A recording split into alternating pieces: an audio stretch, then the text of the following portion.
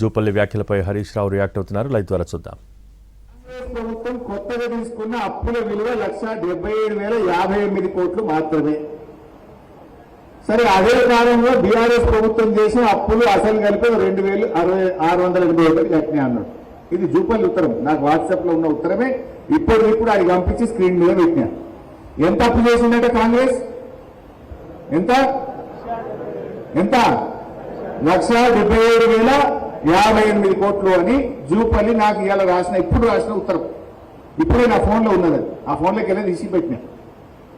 ఇక నేను reserve bank of India రాష్ట్ర ప్రభుత్వం చాలా రకాల అప్పులు చేసింది.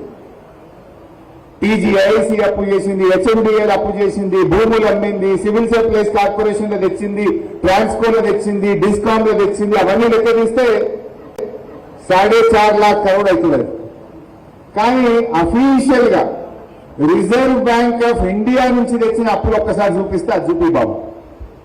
అంటే రాష్ట్ర ప్రభుత్వం రిజర్వ్ బ్యాంక్ ఆఫ్ ఇండియా నుంచి ఏ రోజు ఎన్ని అప్పులు తెచ్చింది, జర పెద్దగా చేసి కింది కానీ పైకి పోతా ఉందాం. ఏ రోజు డైలీ డేట్ వైజ్ తెచ్చినాయిగా, జర పెద్దగా అవుతుందా? స్క్రీన్ పెద్దగా అయితే కాదా? ఓకే. ఫస్ట్ చూడండి, డిసెంబర్ 12, 2023 అంటే కాంగ్రెస్ వచ్చింది డిసెంబర్ 7, 2023. డిసెంబర్ 12, 2023 నాడు 500 కోట్లు, డిసెంబర్ 19, 2023 నాడు 500. ఇది పైకనిగా అట్లా ఒక్కొక్క డేట్ మొత్తం తెచ్చుకుంటూ లాస్ట్ అప్పు ఎప్పుడు తెచ్చింది? జూన్ 30, 2026. ఇవాళ ఎంత డేటు? జూలై 3 తారీఖు. లాస్ట్ అప్పు ఎప్పుడు తెచ్చిందంటే జూన్ 30, 2026 నాడు 2,000 కోట్ల అప్పు తెచ్చిండు. అది 175వసారి రిజర్వ్ బ్యాంక్ ఆఫ్ ఇండియాలో తెచ్చిన ఎఫ్ఆర్బిఎం అప్పు. మొత్తం పూర్తి ఎంత కనబడుతుందా? 1,86,067 కోట్లు. ఇది నాది కాదు statement, reserve bank of India. మీరెవ్వరు పోయి గూగుల్లో పెట్టినా తెలంగాణ ప్రభుత్వం తెచ్చిన అప్పు రిజర్వ్ బ్యాంక్ ఆఫ్ ఇండియా ద్వారా ఎఫ్ఆర్బిఎం అప్పు ఎంత అని గూగుల్ అడిగినా, reserve bank of India website పోయి చూసినా ఎంతుంది అప్పు? 1,86,087 కోట్లు. మరొకసారి చూపని పెట్టు.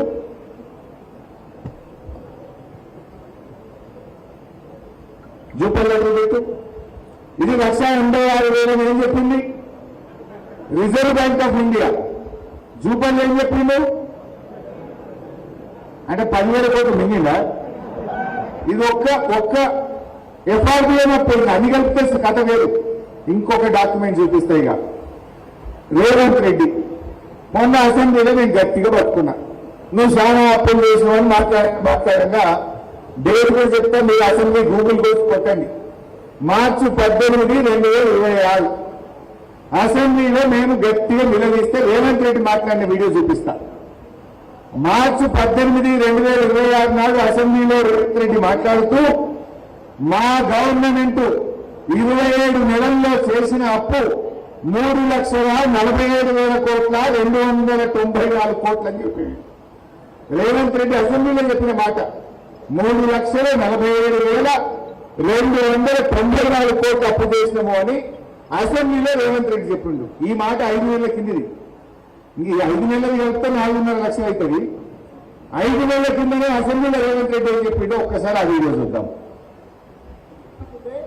3,47,294 కోట్లు మేము అప్పు చేసినాం అధ్యక్ష.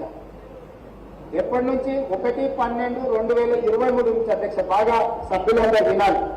28/2/2026 వరకు దాదాపుగా ఈ 27 నెలలలో మేము తెచ్చిన అప్పు 3,47,294 కోట్లు అధ్యక్ష. మేము తెచ్చిన అప్పు ఇవన్నీ కలిపితే 3,47,294 కోట్లు మేము అప్పు చేసినాం అధ్యక్ష. జూపల్లి ఎంత చెప్పింది కదా? ఎంత నగదు చెప్పిందో జూపల్లి. ముఖ్యంగా రేవంత్ రెడ్డి ఏమన్నాడు? 3,47,000. అది ఎన్ని రోజులల్లో? 27 నెలల గవర్నమెంట్. అంటే ఇది ఏ తారీఖు చెప్పిందంటే జూన్ 18 నాడు చెప్పిన మాట. సారీ, మార్చి 18. మార్చి 18 చెప్పిండు. ఇయర్ ఎంత డేటు? జూలై 3. అంటే ఏప్రిల్, మే, జూన్, జూలై 4 నెలలు అయింది కదా. ఇంక 4 నెలలు కలిపితే 4.5 లక్షలు అవుతుంది. 4 నెలల కిందనే రేవంత్ రెడ్డి 3,47,294 కోట్ల అప్పు చేసినా అని ఎక్కడో చెప్పలే, నిండు అసెంబ్లీలో చెప్పిండు. మరి జూపల్లి ఏమంటుంది? 1,77,58 కోట్లు. ఇప్పుడు ఎవరిని కరెక్టు? రేవంత్ రెడ్డి కరెక్టా, జూపల్లి కరెక్టా? మీ రిజర్వ్ బ్యాంక్ ఆఫ్ ఇండియా పే 1,86,000 ఉంది, అన్ని కలిపితే 3,47,000 చేసిన అని రేవంత్ రెడ్డి చెప్పిండు. జూపల్లి ఏమన్నాడు? అంటే ఇప్పుడు ఎవరు రాజీనామా చేయాలి? ఎవరు చేయాలి రాజీనామా? 13 బిడ్డలైతే, పౌరుషం ఉంటే, సీను వ్యక్తులుంటే తక్షణమే రాజీనామా చేస్తారు జూపల్లి.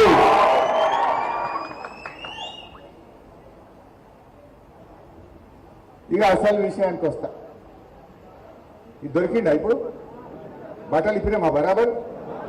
రైట్. నెక్స్ట్ విషయం చెప్తాను. ఇక రెండవ మాట ఏమన్నాడు? మనం తయారుదామనుకున్నారు వాళ్ళు, ఆడ చెప్తే అర్ధగంటలో బయట పెట్టినాం మనం, ఒకటే అర్ధగంటల. రెండవ ముచ్చట, బీఆర్ఎస్ పార్టీ 8 లక్షల కోట్ల అప్పు చేసిందని మన మీద బట్టగాల్చి మీద వేస్తున్నారా? అప్పుడేమో అసెంబ్లీ ఎన్నికల ముందు బట్టి విక్రమార్క ఏమన్నాడు? కాంగ్రెస్ పార్టీకి 100 ఏళ్ల చరిత్ర ఉన్నది. అరే గిన్ని గ్యారంటీలు చెప్తున్నారు మీరు. 4,000 పింఛన్ అంటున్నారు, మహిళలకు 2,500 అంటున్నారు, 15,000 రైతు బంధు అంటున్నారు, ఇంతగానే చెప్తున్నారు. ఎట్లయితే ఈ పైసలు ఉంటాయా అని ఒక విలేకరు అడిగాడు. అడిగితే బట్టి గారు ఏమన్నాడు? అరే మాది 100 ఏళ్ల చరిత్ర కాంగ్రెస్ పార్టీని, పైసలు ఎట్లా సంపాదించాలో మాకు తెలుసు, ప్రజలకు ఎట్లా ఇవ్వాలో మాకు తెలుసు అని డైలాగ్ కొట్టినప్పుడు. ఇప్పుడేమంటారు? చెయ్యశాతగాక నడపశాతగాక అబద్ధాలు చెప్పి 8 లక్షల కోట్ల అప్పని తప్పించుకునే ప్రయత్నం చేస్తున్నారు. నేను గీడ మాట్లాడు, బీఆర్ఎస్ కార్యకర్తల మధ్య మాట్లాడు కాదు, నిండు అసెంబ్లీలో మిస్టర్ జూపల్లి, నువ్వు కాదు, నీ ఆర్థిక మంత్రిని, నీ ముఖ్యమంత్రిని కూర్చోబెట్టి అసెంబ్లీ సాక్షిగా మిమ్మల్ని కలుగు పారేసిన. నువ్వేందో చర్చ అంటున్నావు, గీడేని చర్చ. అసెంబ్లీలో మాట్లాడినా నిన్ను, నీ ముఖ్యమంత్రిని, నీ ఉప ముఖ్యమంత్రిని